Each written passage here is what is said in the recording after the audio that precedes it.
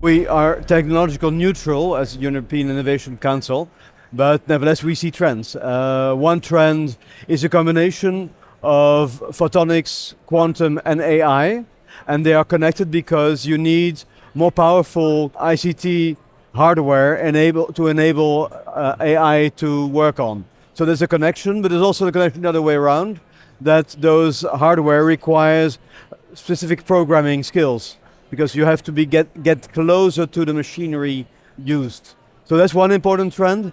The second important trend is everything that has to do with green technologies. That's so new energies, new battery technologies to make battery more efficient, but also technologies around new materials, fossil-free materials. So I think those are the two big ones. There are a lot of surveys, and some of them say that we are not moving fast enough. Is that your opinion as well, or why do you think that's the case? It depends what time scale you take. Yeah. What is new, I think most of the member states, as in Sweden and the EU, we are no longer funding only projects or fundamental research. We are really turning to investing into companies and to force technologies to get close to the markets. So what we do with the European Innovation Council is really funding companies to get into the market. So that really speeds up things, but I'm agreeing that we are going too slow. We have only 27 years to fulfill an energy transition.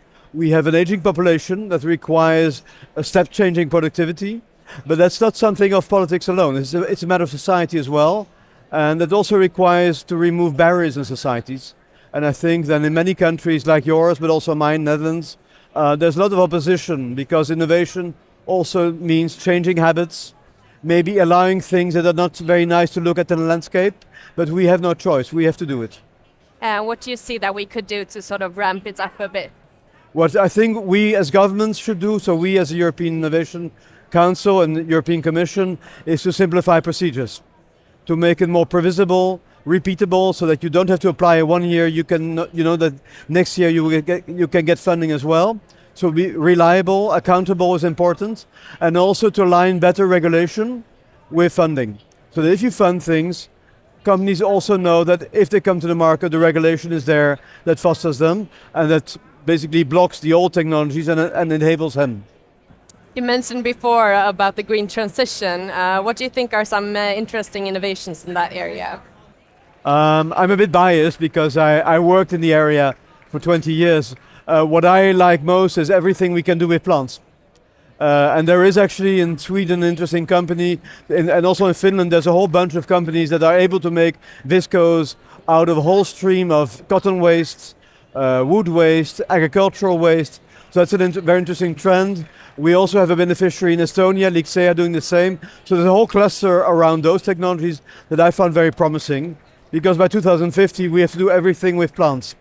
And what is aligned to it, that often in plants you have the upper part, the seed, where you can extract cosmetics or pharmaceuticals from it, or food supplements, even proteins. So the upper part is edible, and the lower part you can make plastics out of it. And we look apart from that, other massive technologies that you think will impact the way we think? Well, I think in terms of productivity change, AI is the technology, because it basically enables companies or a whole range of services to much better target what is needed by who. So you don't sell whatever you have, no, you sell what a person really needs. And the other benefit is you can really speed up things. So for example, nowadays, one of our beneficiaries has developed a technology to speed up the analysis of radiographies of a lung. So you can develop a diagnosis in 15 minutes with 2 people instead of a 2 hours meeting with 8. So then you can operate more people with more success, with, let's say, lower investment in time and technology.